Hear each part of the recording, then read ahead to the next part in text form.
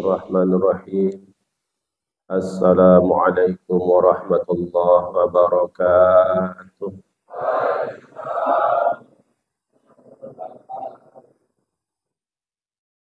Alhamdulillahi rabbil alamin.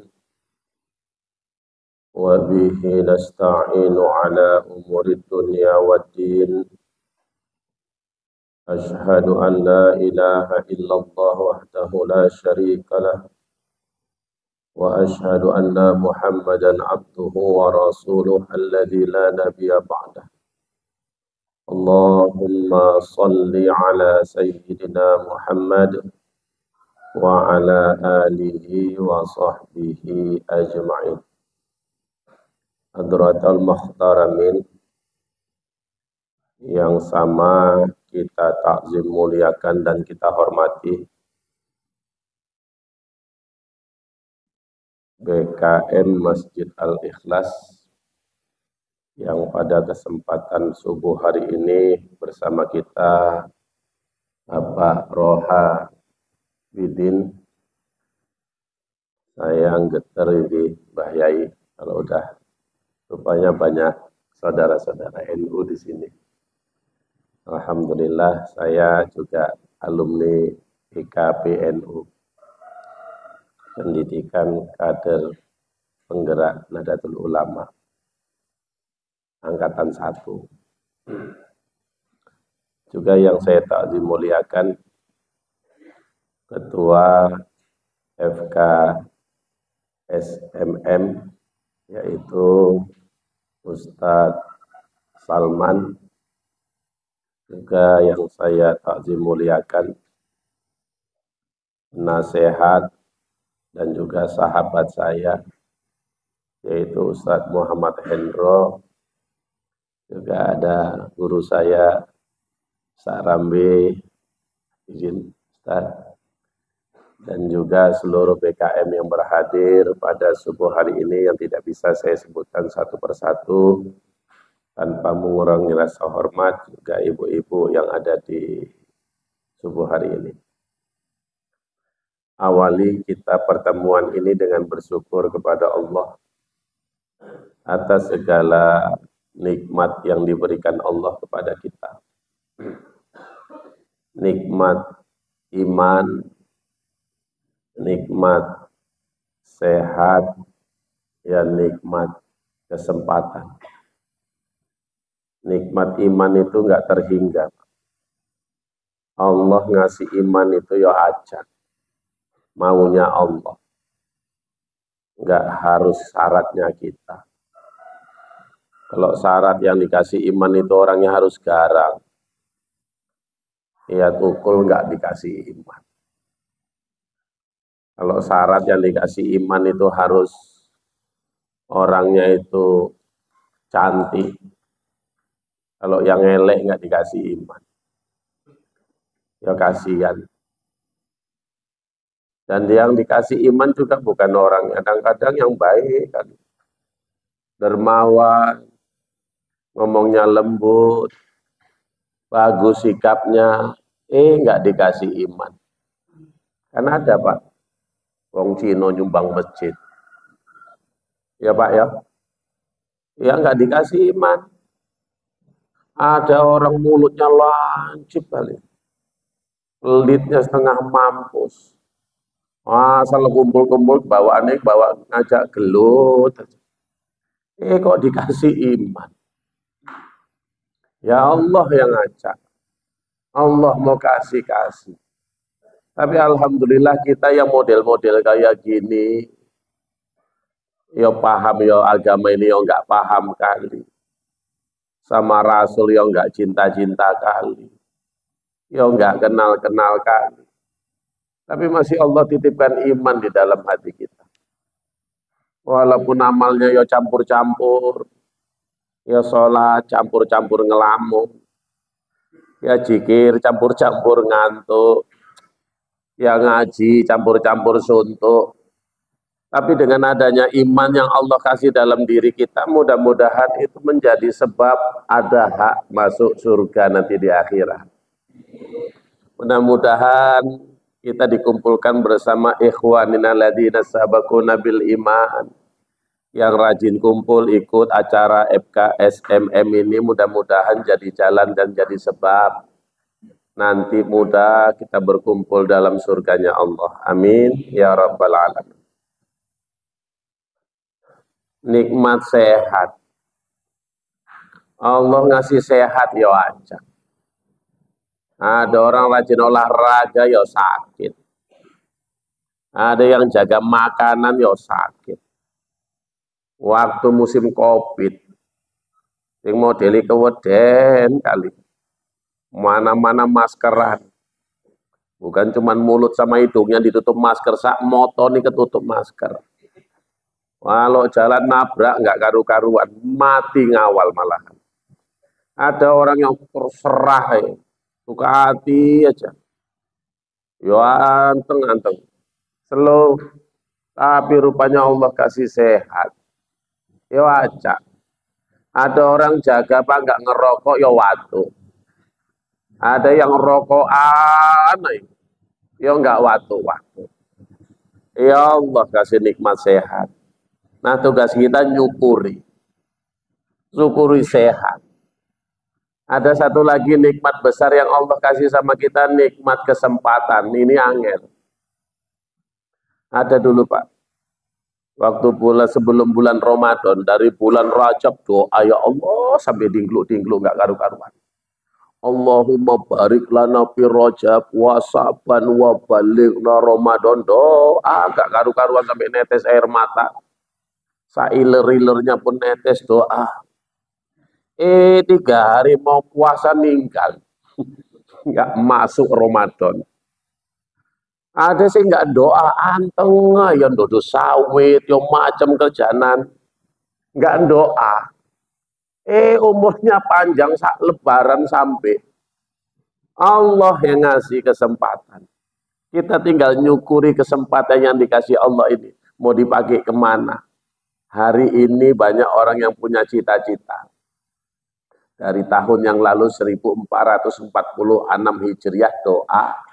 Pengen dia masuk 1447 Hijriah. Nggak sampai. Lah kita nggak palan doa. Cuek. Seolah-olah kayak kenal akrab sama malaikat Israel. Slow. Alhamdulillah hari ini kita sudah berada di bulan Muharram.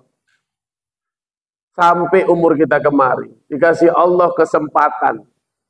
Tapi Allah nanti cuman mau nanya. Sebagaimana ayat yang dikasih Allah dalam Al-Quran. Alhaakumut takasur. Telah kuberi kepadamu semuanya nikmat yang besar. Nikmat yang banyak. Ya semua nikmat. Tadi malam tidur semua, yang doa tidur, baca doa tidur tunjuk tangan. Yang nggak baca doa tidur menengahi. Ya yang baca doa tidur sama yang nggak baca doa tidur pagi-pagi tadi langsung podo-podo melek. Kalau seandainya kalau lupa baca doa tidur terus melek 1 Pak. Terbuka cuma 1. Apa nggak tetangganya tahu kalau dia lupa baca doa tidur?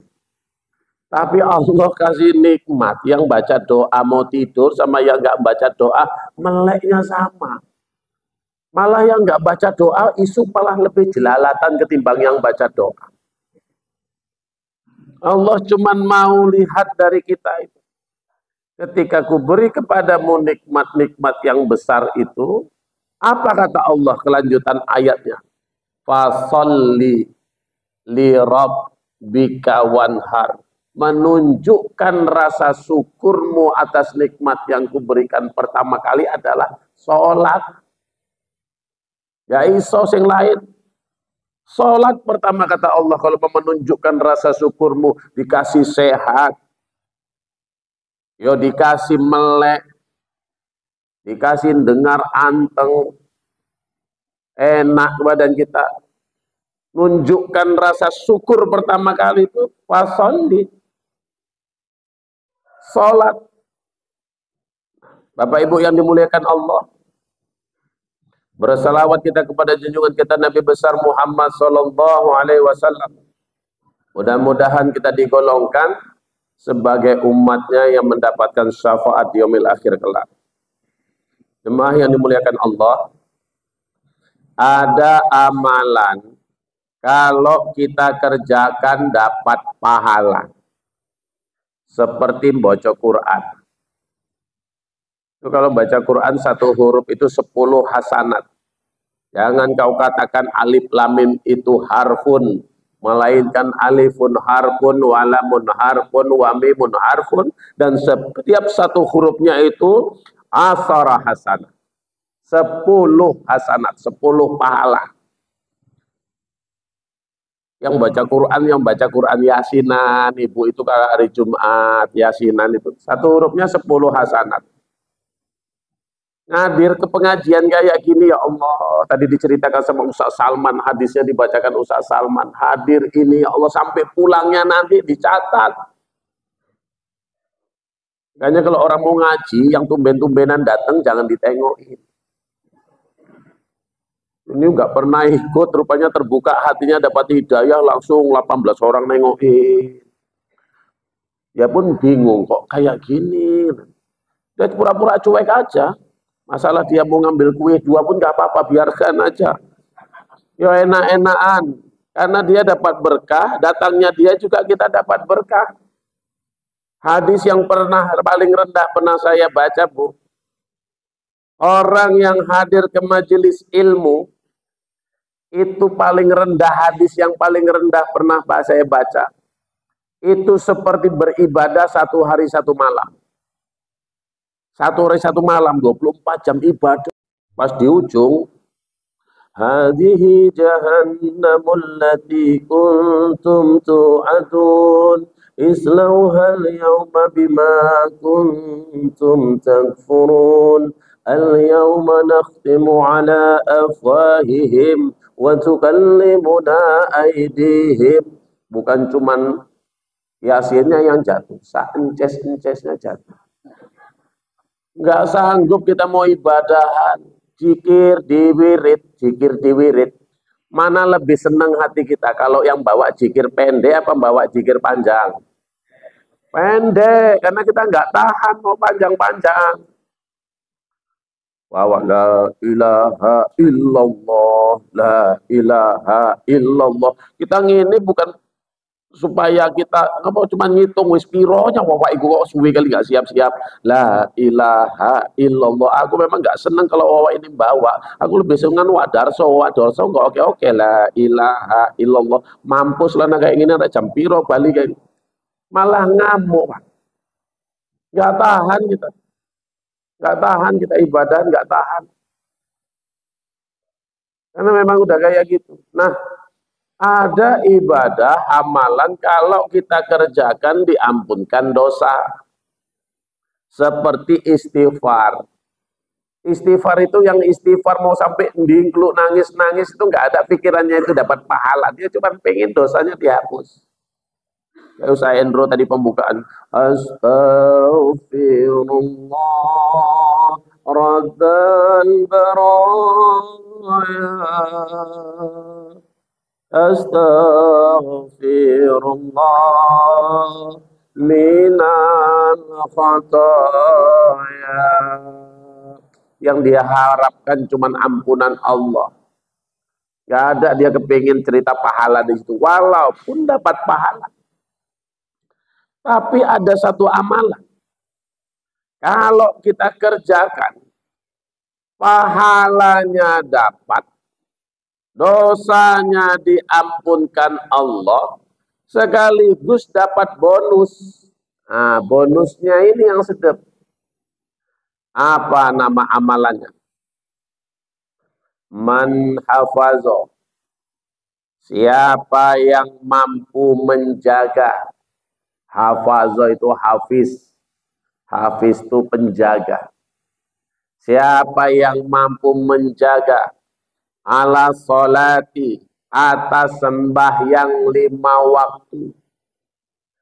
Karena sholat 5 waktu ini payah jaga, Pak. Terus terang, payah jaga. Apalagi model-model musim pengantin di kampungku zaman dulu. Kok manten zaman sekarang ini kan udah pakai pakaian cateringan, udah keren-keren kan. Zaman dulu tahun 85, tahun 80 di kampungku Canggang sana itu. Kan kebon aku. Orang heran, Pak, aku Al-Banjari kok ngomong Jawa. Mama aku Melayu, Tanjung Pura. Aku lahir di perkebunan Kuala Madu, makanya aku dipanggil Ambon. Anak Melayu lahir di kebon. Itu kalau udah pesta di kampungku sana, yo campur, mayoritas sukunya itu Jawa, campur. Kalau udah pesta zaman dulu itu, ya Allah, keter nggak karu-karuan. Karena memang sifatnya itu rewang. Itu pertama itu, hari pertama itu ratakan tempat untuk nerima tamu. Batang pisang ditebangi, pikir dibuang, rupanya jadikan tiang. Kayak tempat duduk karo meja. Dipasak kanan kiri, atasnya disusun papan. Diikat pakai rotan. Kadang-kadang pakai bambu, ya kadang-kadang pakai tali. Macam cara ngikatnya. Supaya yang duduk bajunya nggak kena getah, diambil tepung kanji, dimasak 2 kilo, jadikan lem, lapisin koran. Zaman dulu, Pak, zaman dulu. Mama-mama itu 40 rumah sana diundang, 40 rumah sini diundang. Datang cuman bawa pisau lipat tok wae. Bawa pisau lipat sana bagian ngerajang buncis, sini giling ketumbar, sini cabai kering, rame yang ukur kelapa 6 orang. Rame itu. Yang bapak-bapaknya dibagi tugas panitia, ada yang tukang bikin jenang, aduk jenang, Pak. Kalau pestanya hari Minggu, itu Jumat dah mulai masak jenang. Jumat subuh, malah yang ngerendam nggak sholat subuh gara-gara jenang. Yang ngaduk tuh ya ilaha illallah. Dulu nggak ada LPG 3 kilo, pakai kayu, asapnya itu kemana berdiri diikuti asap. Warik pakai tali 6 orang, ya Allah, jenangi rasanya asin, wong keringet ditumpah kabeh nang kono. Zuhur lewat, asar lewat, maghrib lagi. Maghrib kan jenangnya udah mulai masak, malah enak. Maghrib itu rajin pulang. Ya anaknya datang jam 6. Bapaknya yang aduk jenang pura-pura ngamuk. Kau lagi belum mandi udah jam segini. Mamamu mana? Mama situ rewang, Pak. Yo mandi. Anak-anak jam segini belum mandi. Maghrib mandi pantang. Aku sih yang ngeterki anakku Bali. Tapi dayungannya pekentuk ngacu dodol tadi dibawa pulang. Muter ke anak sampai rumah dikikis. Dapat setengah piring. 1,5 kilo aku Pak Yai. Anaknya telu kali balik apa nggak tumpur sing pesta. Tugasku Pak, tugasku ngambil daun jati di kebun tandem untuk bungkus nasi. Nah, dulu kan ada yang namanya munjung. Munjung dulu pakai rantang, cuma nopo. Yang namanya munjung ngerti Bu? Kalau rantangnya segini, dia lebih ikut jenenge munjung. Tapi kalau rantangnya segini tingginya, isinya separuh, jenenge peres. Ini peres tapi ngaku munjung. Munjung rantang, ya ilaha illallah. Aku tugas ngambil daun jati. Ngomongnya 1000, ngambilnya 1.500 lembar. Hangsipnya itu ngawasin aja. Aku pesta nggak pernah nampak Pak. Karena aku dintok tawon waktu manjat pohon jati. Nah kayak gitu. Ya ilaha illallah, pengantinnya itu nggak pakai acara, pakai pelaminan, nggak. Zaman dulu cuman ditaruh kursi makan 2, spray taruh di dinding. Model zaman dulu. Pengantinnya kalau agak pendek kasih dingklik supaya kakinya jangan gantung. Nanti pikir orang ngantuk pula, kakinya nggak bisa tanah. Kanan kiri ada tukang ngipasi. Lengkap dulu itu. Ya kabeh sak mantene sing ngipasi nggak juhur. Karena sing ngipasi pun didandani raine. Kok dirusak. Nah, makanya siapa yang mampu menjaga ala sholati atas sembahyang 5 waktu, akramahullah, maka Allah akan memuliakan orang itu. Akramah, dimuliakan. Makanya tadi kalau ada Ustadz kondang di sini kan, kita undang, kita persilakan al-mukarram, yang kita muliakan. Akramahullah, Allah akan memuliakan orang itu bi khamsi, dengan 5 khisali kemuliaan. Siapa yang mampu menjaga sembahyang 5 waktu, akan Allah muliakan orang itu dengan 5 kemuliaan. Yang pertama, yurfa'u anhu dikul ars, dihindarkan Allah dari kesempitan hidup, dari rasa sempitnya hidup ini. Hanya kita tengok kiai-kiai kita, guru-guru kita, ustadz-ustadz kita, orang-orang tua kita yang menjaga sholatnya 5 waktu, orangnya pasti tenang. Tenang, nggak gerusak-gerusu. Saya model gerusak-gerusu yang sholat mau, ya maksiat mau, modelnya dia penggemar mubah. Penggemar mubah, orang yang dominan hobinya mubah, memang boleh, cuman jangan dibanyak-banyakin. Kayak main leng, sampai jam 3. Diajak tadarus jam 9 nguap, main leng jam 3 nggak apa-apa, anteng. Padahal ngadeg loh. Yang sedihnya lawannya mertuanya. Mertuanya ngadeg, manteni anteng, mantuni la ilaha illallah gitu. Yurfa'u anhu dikul ars, dihindarkan Allah dari rasa sempit, tenang. Orang kalau yang jaga sholat itu tenang, slow aja. Rezeki ini udah ditata sama Allah, Allah yang nata. Kalau rezekinya takdirnya dapat ya dapat, kalau takdirnya nggak dapat ya nggak dapat. Kalau memang nasibnya nggak mau kaya, ada aja sebab. Tanam kelapa, ya Allah, kelapa tumbuh diantem monyet, pala tambruin kelapa ganti sama rambung. Rambung tanam, begitu rambung sudah mulai keluar getahnya, kena puting beliung, ngambruk rambung, ngamuk tebang rambung, tanamin sawit. Sawit udah mulai berbuah sampai 15 tahun buah pasir aja Pak. 15 tahun buah pasir. Buahnya sama orang sing duwe gur delok pasir ae ning isor pokoke, iku buah pasir jenenge. Ngamuk, ditebang sawit, ditanam coklat. Coklat udah mulai mau buah Pak, 3,5 tahun, sing duwe malah ninggal kesambar petir, nggak sih dokoyo. Kalau memang takdirnya mau kaya ada aja jalannya, tapi kalau mau takdir nggak mau kaya ada juga jalannya. Takdir makan ya makan, kalau yang takdir nggak makan ya nggak makan. Yurfa'u anhu dikul ars, dikasih Allah tenang hatinya. Saya kan ada majelis Pak, datang ulama dari Yaman, datang Habib Bashir dari Yaman. Saya ditelepon, bisa enggak jadi tim safari dakwah Syekh dari Yaman? Oh insya Allah saya bisa, karena mau Medan, Sumatera sama Aceh. Jadi dicari itu yang bisa bahasa Medan, yang bisa bahasa Aceh. Kebetulan saya pernah juga alumni di Aceh, jadi bahasa Aceh baju-baju. Jadi cari yang bisa 2 bahasa. Terus ada timnya siapa aja? Saya bilang itu ada supir nanti 2, penerjemah 1, sama saya 1. Berarti berempat. Saya telepon supir, jam berapa pesawatnya? Jam 11 Bang. Terus jam berapa saya dijemput? Udah Bang, nanti kami jemput jam 10, terus kita ke Kuala Namu. Oh iya siap. Saya jam 9 nanteng-nanteng, rupanya datang Pak 2 supir tadi.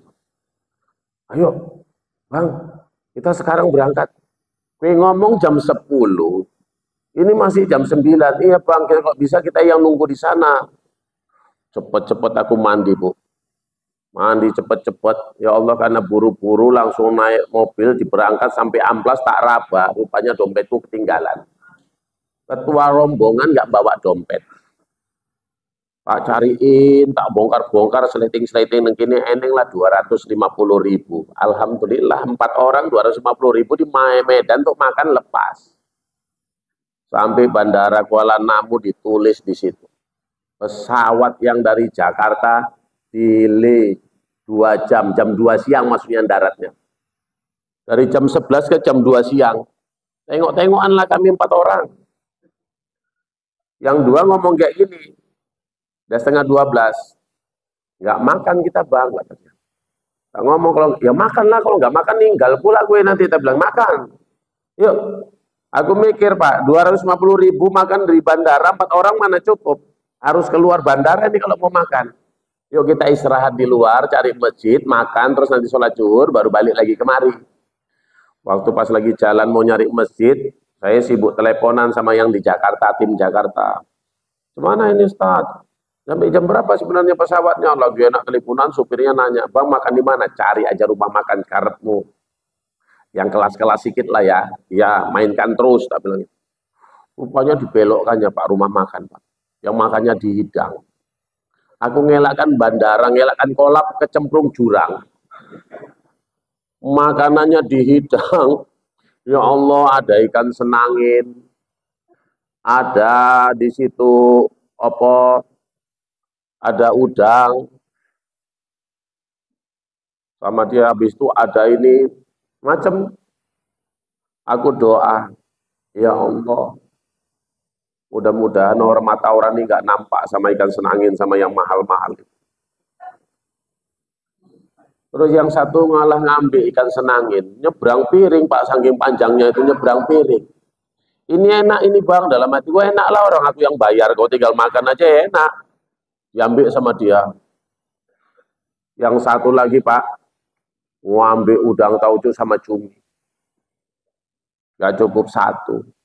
Ini juga enak Bang, ya makan aja, makan aja. Tak lirik. Tak lirik. Ya Allah, yang satu ngambil cumi 40. Yang satu ngambil udang 40. Yang satu ikan senangin 80 rupanya ikan senangin. Tak tengok daftar harganya. 160.000. 160.000. Yang satu ngambil lagi. Bang, aku ngambil belut cabai hijau ya. Ya udah ambil, bilang ditambahin lagi, Pak. Ditambah 60. 220. Lambe sing siji ngomong, Dik bikinkan teh manis dingin 4, aku nggak ada nyuruh. 230, tinggal 20.000, ketua rombongan belum ngambil lauk. Aku makan apa nah ini dalam hatiku. Kalau aku ambil yang hebat, aku nanti gak cukup duitku. Masa orang segagahku utang pula di situ kan gak enak kata dunia. Aku ambil lah sayur bening. Aku ambil ya Allah, aku ambil ala kadarnya. Ada ikan teri sama itu sama apa sambal tempe gitu. Aku ambil, mulut yang 3 itu nanya, lu abang kok makan itu? Aku udah biasa yang kayak gitu, aku ini aja. Dalam hatiku biar cukup pauk. Begitu lagi makan Bu, lagi makan, datang kawan saya dari belakang mukul. Assalamualaikum Ustaz. Waalaikumsalam. Saya tengok, Bang, dari mana Bang? Anggota DPD. Anggota DPD. Dari mana Bang? Dari Tebing. Makan Ustadz ini nggak ngajak-ngajak. Yo ini Bang, wajah baru jumpa. Yo Bang makan sini aja. Gue sampai sama aja Bang di sini aja. Dik kasih lagi Dik lauknya Dik. Dalam hati kalau mau hancur-hancur sekalian. Makan Pak. Ya Allah makan. Aku mikir piye bayar iki, piye bayar iki. Ambil mikir aku. Begitu udah siap sok-sokan lah gaya kan gitu. Ya yang penting kan gaya Indonesia ini penting gaya. Dek, totalkan semua ya, berapa? Saya yang bayar, saya ketua rombongannya. Hitung pakai kalkulator, lamanya ngitungnya la ilaha illallah. Lemah itu apa rusak kalkulatornya apa piye ceritanya. Sini, Bu, sini. Datang anggota DPD tadi, dia bertiga, Pak. Kami berempat 7 orang.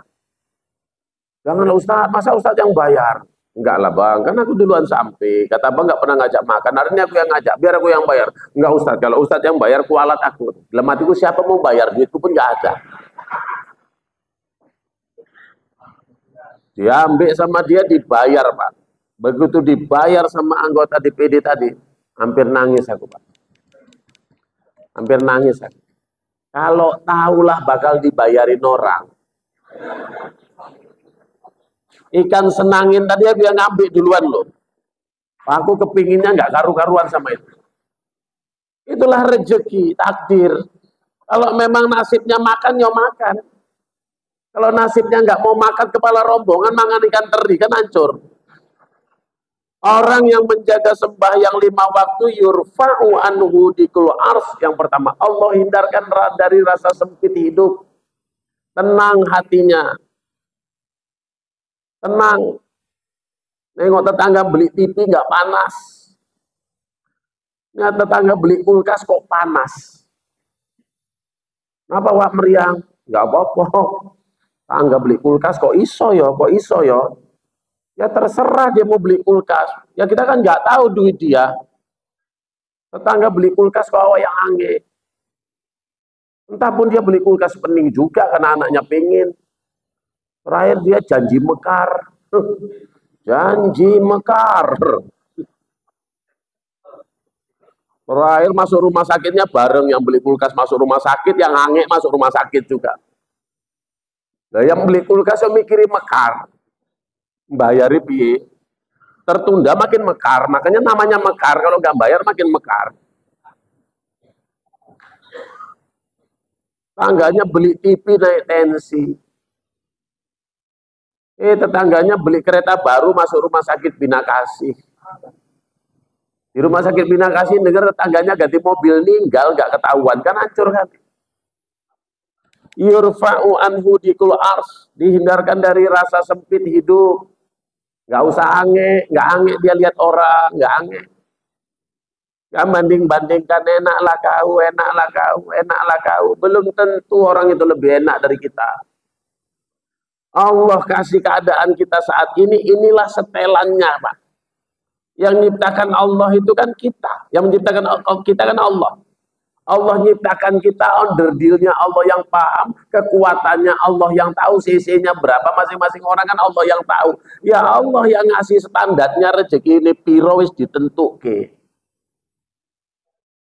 Model-model kita ini yo model kaya ngene ayo ke tingkah apa nek koyo. Orang model pas-pasan yo plira-plirik nempeken iku mlirik, ayolah kayak mampu ae. Engko dijek nikah wedi. Udah standarnya gini. Yurfa'u anhu dikul ars. Dihindarkan Allah dari rasa sempit hidup, tenang. Orang yang menjaga sembahyang itu tenang. Nah, lalu yang kedua wa azabil qabri, dihindarkan Allah dari azab kubur. Ini ngeri, Pak. Kita nggak usah kan kita nengok ngantar jenazah. Saya kalau ngantar jenazah suka ikut saya. Bukan ikut masuk dalam kubur, ikut nganter. Ikut nganter jenazah itu. Karena itu yang paling serem. Masuk jenazah itu disambut. Disambut oglek-oglek, yang nyambut pun keberatan. Dimasukkan ke liang lahat. Dimiringkan jenazah. Dimiringkan. Punggungnya ini natapkan, disandarkan sama liang lahatnya. Lalu diturunkan tanah 2 jadi bantal, 1 di dagu, 1 di atas kepala. Dibuka pengikat kain kafan, disingkap kain kafan bagian wajah. Saya kalau ada pas di situ saya bilang lebarkan sedikit bang, Ustaz, saya bilang lebarkan sedikit Ustaz, biar nampak pipinya, pipi mayit itu biar nampak, saya panggil anak-anaknya, lihat. Betul itu wajah ibu kita, betul Ustaz. Betul itu wajah ibu kita, betul. Pandang wajah ibu kita. Inilah terakhir kali kau melihat wajah. Habis itu diciumkan hidungnya ke tanah menghadap kiblat. Turun papan satu-satu dari bagian kaki sampai terakhir bagian kepala, sebelum ditutup dibacakan sama ya Ali sama Bilal kuburnya, ya ayyatuhan nafsul mutmainnah irji'i ila rabbiki radiyatan mardiyah. Ngerinya, Pak.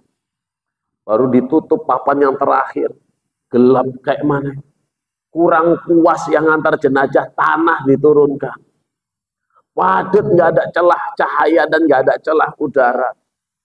Belum sempat mereka masang nisan di atasnya, kuburan itu dari dalam tanah air sudah keluar menenggelamkan jenazah. Gak usah disiksa kayak ngono, ayo wis kayak siksa. Makanya orang yang menjaga sembahyang 5 waktu wa azabil qabri, dihindarkan Allah dari azab kubur. Gak sanggup kita kalau cerita azab kubur, maaf orang-orang tua saya, maaf. Saya membaca kitab At-Tazkirah Imam Asy-Syamsuddin Al-Qurtubi. Datang seorang sahabat yang bernama Ibnu Mas'ud. Ya Rasulullah, habarkan kepadaku apa yang pertama sekali terjadi kepada mayit di dalam kuburnya. Rasulullah nggak jawab, ditengoknya wajah sahabat tadi. Kenapa kau tanya itu? Kenapa kau tanya itu? Aku pengen tahu, wahai Rasulullah. Apa yang pertama terjadi kepada mayit di dalam kuburnya? Pertama, setelah orang yang menghantarkannya kembali, kata Rasulullah, akan datang malaikat yang bernama Ruman. Malaikat Ruman. Lalu dia suruh, Ijlis, duduk. Kata malaikat Ruman, duduk. Tulislah segala amal perbuatanmu yang baik dan yang buruk selama di atas dunia.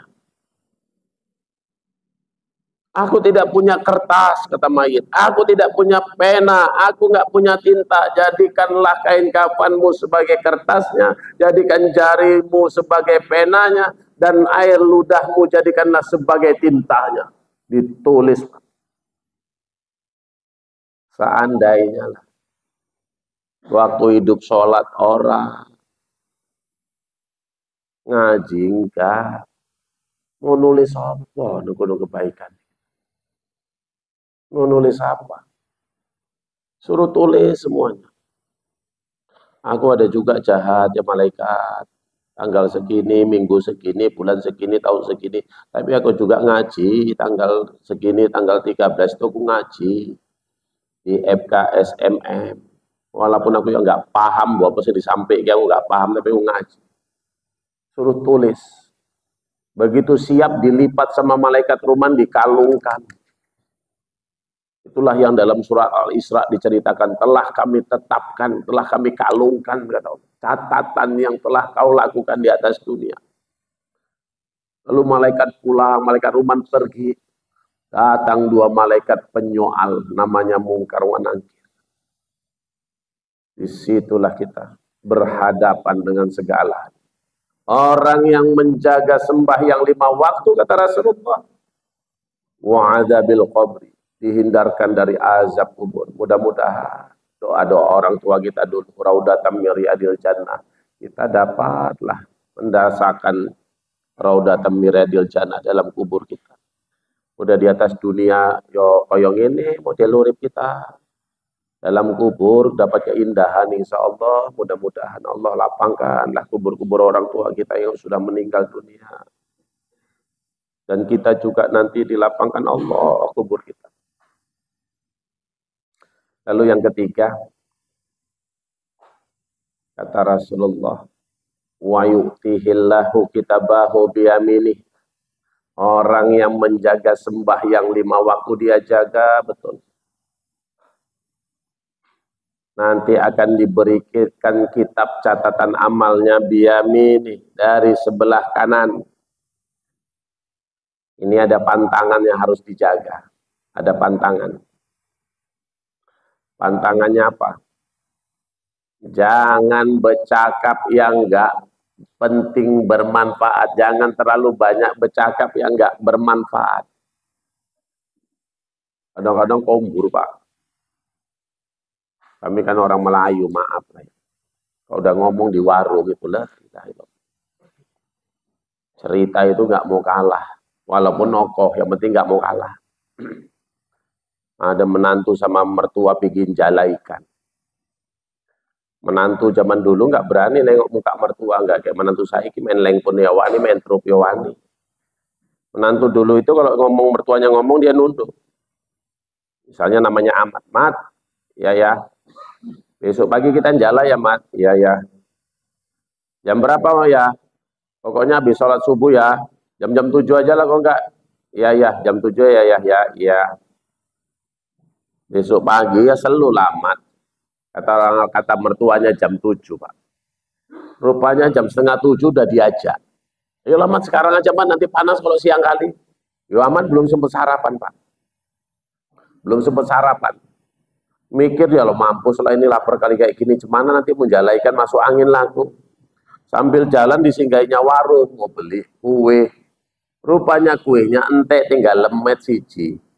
Kalau dua kan masih bisa, mertuanya satu dia satu, cuman satu digulungnya di sarung. Nanti rencananya waktu naik sampan, mertuanya nengok ke depan, dia di belakang dayung sambil makan lemet. Cuman masalahnya mertuanya balik arah, Bu. Jadi tengok-tengokan gini kapan mau makan. Jadi dia usul, ini harus diakali nih, kok nggak diakali hancur aku, makin lapar aku. Ya kita mau jalan kemana ya? Ke Muara. Ya di sini banyak ya ikan ya. Memang di sini banyak, tapi ini banyak tunggul.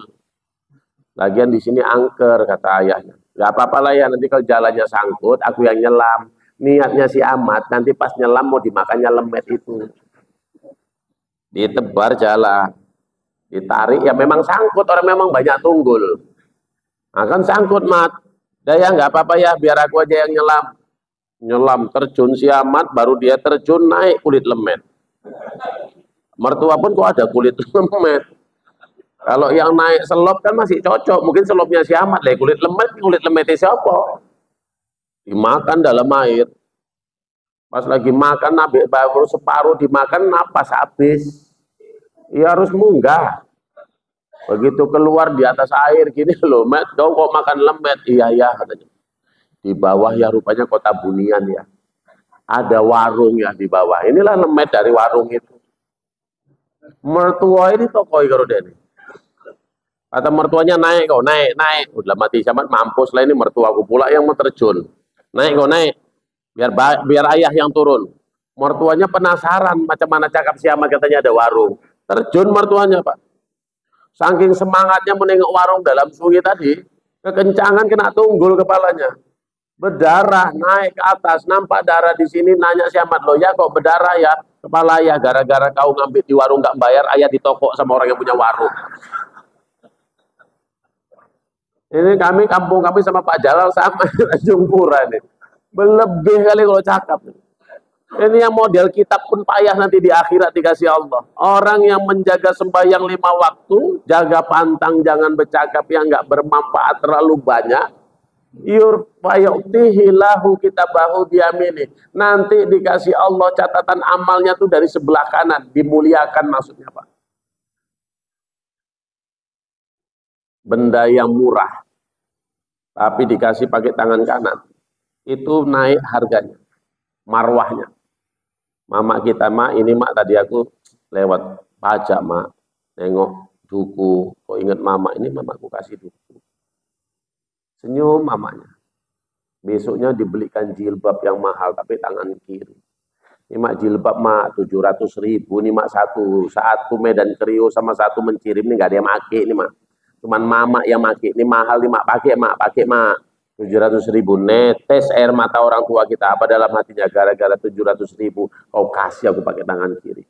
Orang yang menjaga sembahyang 5 waktu, wa yu'tihillahu kitabahu biyamini, nanti dikasih Allah catatan amalnya itu dari sebelah kanan, dimuliakan karena dia jaga sembahyang, dia jaga betul sholat, dia jaga betul, dia berjemaahnya awal waktunya, khusyuk tertib hatinya, ya macam. Lalu yang keempat,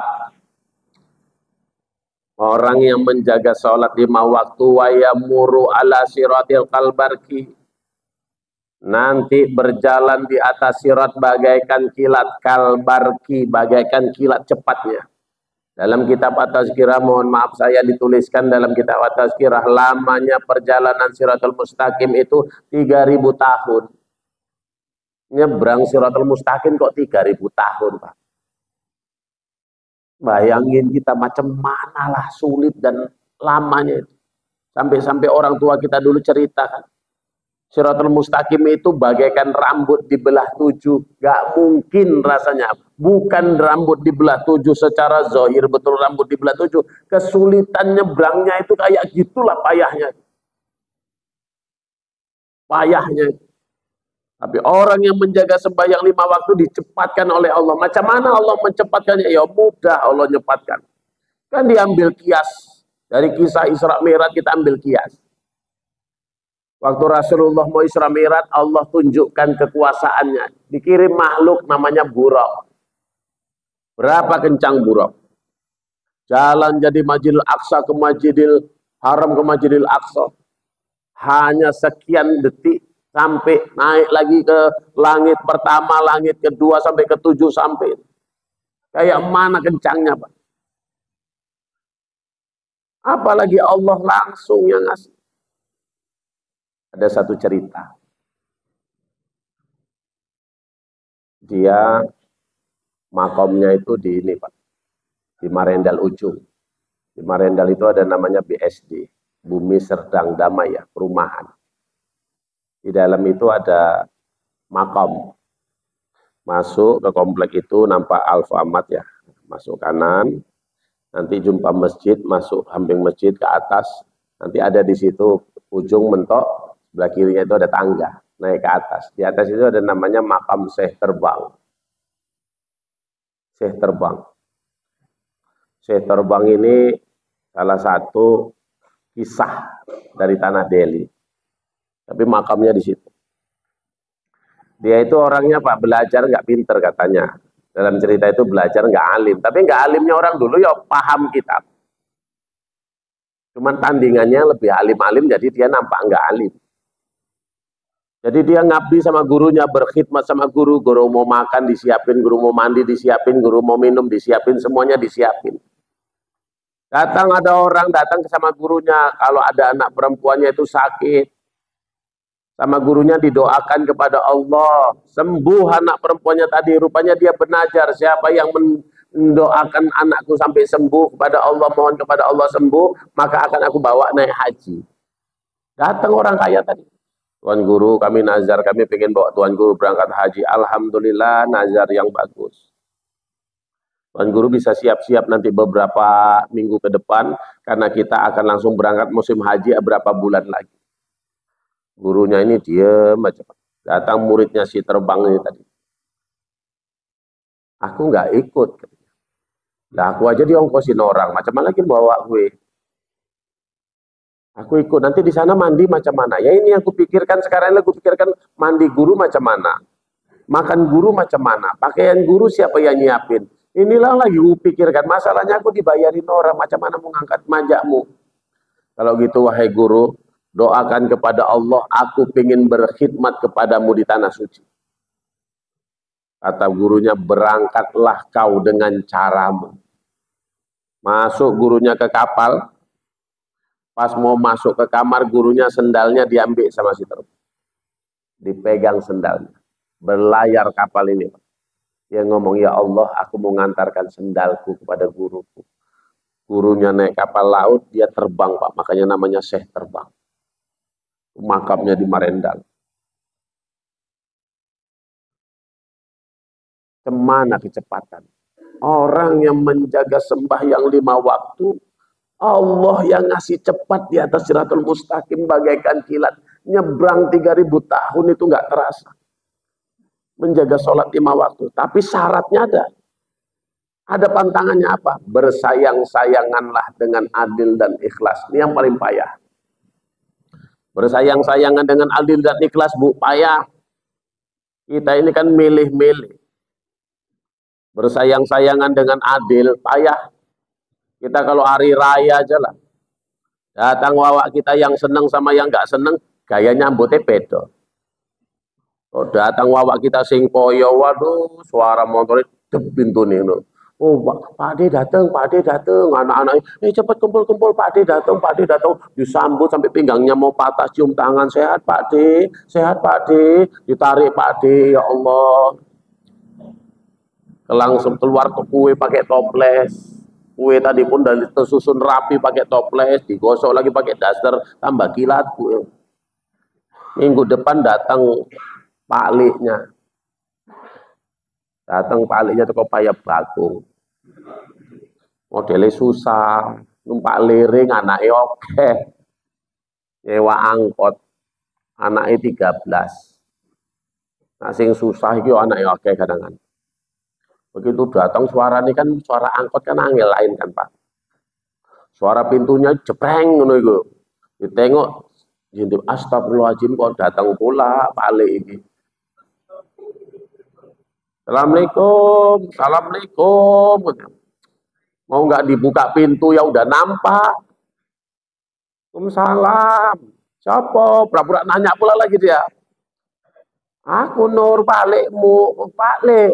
Oh, arah nandi palik. Ya arah nang omamu pula pau. Ya iki wis ngarep omamu kok tak kok arah nandi. Mau ngelak, maksud dia mau ngelak. Masuk paliknya tadi, keluar kue nggak pakai toples, Pak. Nggak pakai toples. Pakai piring. Campur semua nang kono. Kue bangkitnya pun udah patah 3 modelnya ngono. Paliknya nanya kok remuk kue Munur. Enggak apa-apa Pak Lek, biar enggak payah ngunyah, tinggal telan aja yang ini. Ya Allah, bersayang-sayangan dengan adil tuh payah. Kita kalau pesta Pak, maaf, ya si pelakunya dulur-dulurku juga. Pesta bikin meja itu.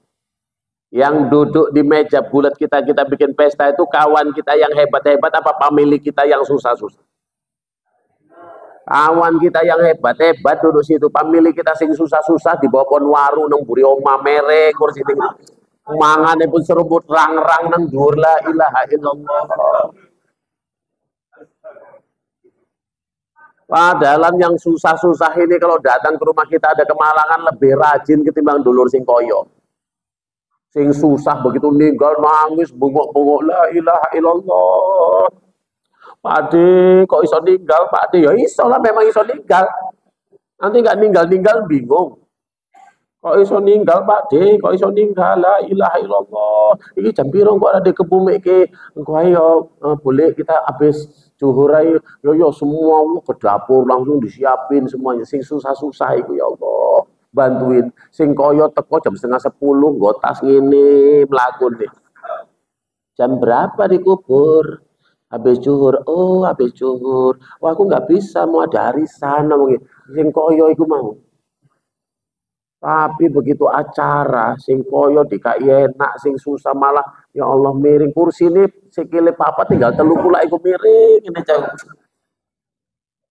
Bersayang-sayangan dengan adilan keras payah kita Pak. Makanya kita di Siratul Mustaqim itu kok nggak berat ke kanan, berat ke kiri, jatuh. Karena di atas dunia kita milih-milih. Sama anak lagi, maaf kali Pak, sama anak bersayang-sayangan dengan adil itu payah. Kadang-kadang anak cuma 2 Bu, ya Allah, yang nomor 1 perempuan, alhamdulillah Allah kasih EQ lemah, dikasih EQ-nya lemah, yang perempuan besar, yang nomor 2 laki-laki pinter. Itu kalau kawannya datang habis itu anaknya itu. Assalamualaikum Kak, Waalaikumsalam, ya Allah, nggak aku sangka kakak rupanya tinggal di Mencirim juga. Udah berapa tahun Kak? Iya, aku udah 15 tahun lah, ilaha illallah Kak. Untung kita ketemu hari ini kok nggak tahu aku kakak tinggal di sini. Berapa anak kakak? 2. Mana? Ini kakaan nomor 1, ini nomor 2. Tapi ini ajab kali yang pau kali ini nomor 1 ini. Sekolah 2 kali tinggal ini. Aku salah bagi rapot pasti bawa rice cooker, bawa gosokan. Untuk apa Kak masak-masak? Kok masak-masak ini nyogok gurunya lah, kok nggak mana naik. Pau kali ini, jijik kali aku nengok yang nomor 1. Tapi nomor 2 ini pinter, ini juara 1 terus. Nanti habis ini dia mau ke Jogja, habis itu mau ke Amerika. Anak Pak, tunduk anak tadi nggak ngelawan anak. Orang tua yang membedakannya, anak nggak melawan. Begitu udah besar anak tadi Pak, orang tuanya mamanya sakit. Yang satu sekolah ke Amerika, yang satu ya Allah cuman namanya tahu ya kan. Ya sekolah untung Ustaz Endro gelem nulungi. Ya guru tamat pas-pasan. Tapi di rumah rajin. Mamanya masuk rumah sakit. Yang jaga kira-kira yang pintar apa yang PAUD? Yang PAUD yang jaga.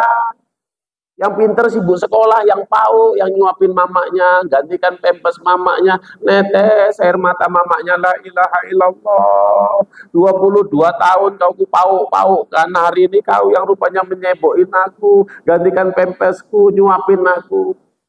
Disuruh pulang nggak mau, pulanglah Ce. Nggak lama, aku kalau mama nggak pulang, aku nggak mau pulang. Kau kan udah 5 hari, udah capek jagain mama. Kau pulang tidur sebentar, nggak, mak aku tetap di sini. Kau kok suka kali di rumah sakit, bukan suka sama aku jagain mama. Lagian aku pun senang juga, mak. Kawan mama dateng, ada yang bawa sate, ada yang bawa lontong. Mama nggak bisa makan, aku yang makan. Yang namanya PAUD ya kan. Tapi rupanya yang berbakti itu yang PAUD, Pak. Kita ngomong di depan kawan kita jatuhkan mentalnya, kita bedakan dia sama-sama anak kita. Rupanya yang berbakti yang PAUD. Begitu ninggal mamanya sing mangku, sing PAUD, sing sekolah nang Amerika, orang Bali nggak dapat tiket. Mangku yang PAUD, tadi la ilaha illallah, disusap sama dia, sama yang PAUD tadi. Yang kita PAUD kan tadi, diusap badan mamanya. Jatuh, ya Allah, jatuhkanlah air dari tubuh mamaku ini berserta dosa-dosanya, ya Allah. Tengoklah yang PAUD, Pak. Yang kita PAUD kan. Yang di Amerika hari ke-7 baru sampai. Istrinya orang Turki pula, itu mana mau ke kuburan orang Turki, digigit nyamuk nggak sanggup. Yang PAUD tadi bolak-balik ke kuburan tiap hari, rindu dia sama mamanya. Bersayang-sayanganlah dengan adil dan ikhlas. Berat ini. Kita sama kawan, kadang-kadang, ya Allah. Sama tetangga, gak bersayang-sayangan dengan adil. Makanya Shirathul Mustaqim kita payah. Payah kita melintas di situ. Kita yang membedakan itu berat kanan, berat kiri. Di akhirat pun itu juga yang kita alami. Lalu yang terakhir, wa yadkhulul jannah bighairi hisab. Masuk ke dalam surga tanpa hisab, bighairi hisab. Hisabnya itu mudah, hisaban yasira. Orang yang menjaga sembahyang 5 waktu, dia jaga betul sholat itu.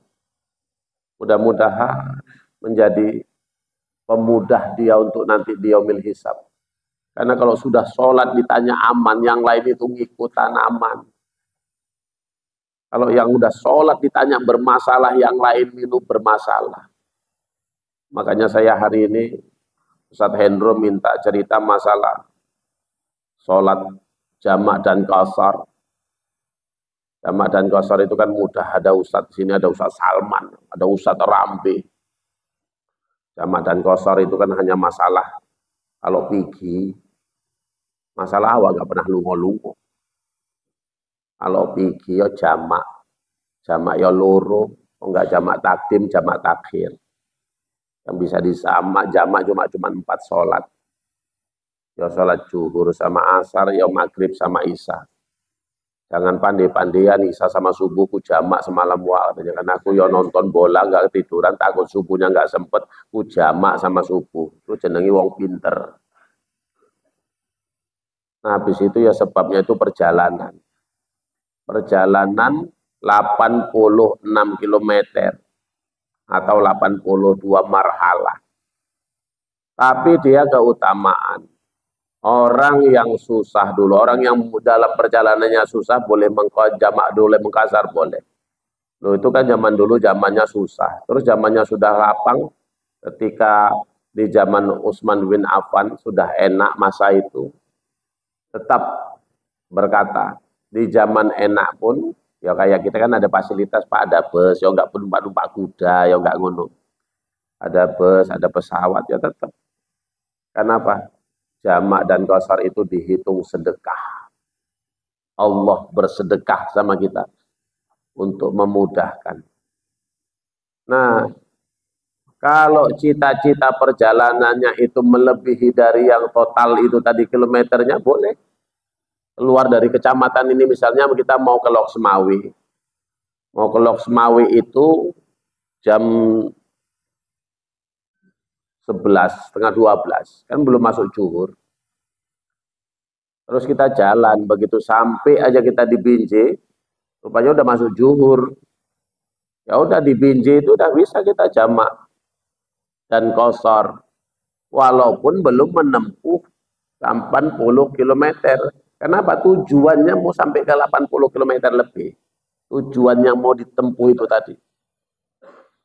Boleh, sampai Binjai, zuhur, kalau asar ku Bu Nandi wis kita zuhur Di zuhur aja waktu asar itu kita jamak takdim, asarnya dikerjakan waktu zuhur, zuhurnya 2 rakaat, terus naik, qomatnya itu sunnah, tapi lebih bagus dibuat. Jangan berselang dengan ibadah yang lain, maupun zikir, walaupun zikir. Dari jamak takdim, sholat zuhur, terus salam, naik, qomat langsung. Sholat asar 2 rakaat. Atau jamak takhir. Jamak takhir itu sholatnya di waktu asar, sholat zuhur. Nah, mana yang lebih utama? Kalau di waktu asar, zuhurnya duluan atau asarnya duluan?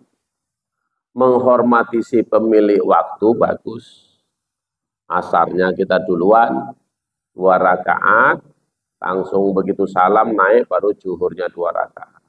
Nah, ini kenapa saya sampaikan yang pertama fadilah. Jamak qashar ini Allah kasih sama kita. Supaya maksud hadis menjaga sholat ini bisa tercapai semua.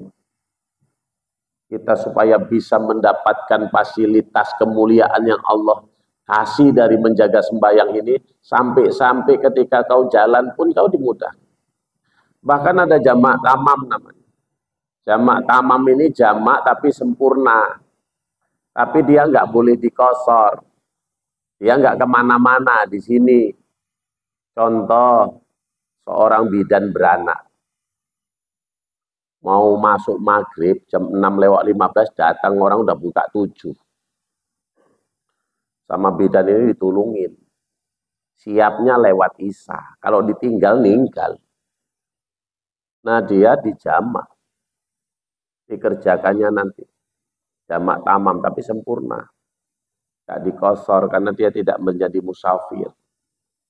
Jamak tamam. Atau hujan, orang yang lazim ke masjid, jaraknya rumahnya jauh, hujan deras, boleh dia jamak tapi tamam sempurna, ya enggak masjidan, di rumah, di jabungnya. Atau sakit, orang yang dalam keadaan sakit, boleh menjamak, boleh, walaupun dia enggak kemana-mana. Untuk difasilitasi oleh Allah, namanya rukhsah. Sakit. Wong 2 rakaat ae pun wis layu ra ini apa meneh 4 rakaat. 2 rakaat ya, so, digabungnya. Nah, jadi saya tidak mendalami cerita kita masalah di jamak dan qashar, ada guru-guru kita di sini, tapi saya lebih nyaman tadi kita menyampaikan fadilah orang yang menjaga sembahyang. Jadi yang kita kerjakan ini Allah berikan kemuliaan. Yang enggak ngerjakan ada hadisnya sambungannya, waman tahawana, siapa yang menyepelekan sembahyang as-sholati, atas sembahyang 5 waktu, maka Allah akan menghukumnya dengan 15 macam hukuman.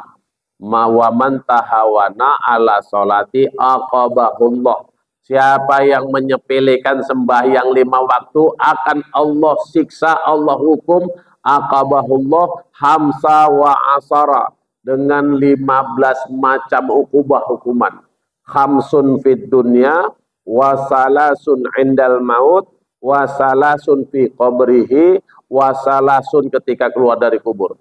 Orang yang sepele sama sholat 5 waktu, ada 15 hukuman Pak, yang akan Allah kasih. 5 macam di dunia, 3 macam ketika mau mati, 3 macam dalam kubur, dan 3 macam nanti ketika bangkit dari kubur, dan 1 nanti keadaan ketika dia menuju mahsyar. Mudah-mudahan sehat badan, panjang umur, bisa kita lihat apa saja hukuman bagi orang yang mencepelekan sembahyang 5 waktu. Ini saja kajian kita, karena memang target kita jam 7:30 selesai ya Ustaz Salman ya. 7:30 kita selesai. Terima kasih atas segala perhatian. Mohon maaf saya atas segala kekurangan. Hadis tadi saya ambil dari kitab Irsyadul Ibad, di jilid Fadilah Menjaga Sembahyang. Mudah-mudahan bisa menjadi rujukan kita untuk menambah ketaatan kita kepada Allah, sembari kita mengisi sisa-sisa umur yang masih diberikan Allah kepada kita. Wabillahi taufiq wal hidayah. Assalamualaikum warahmatullahi wabarakatuh.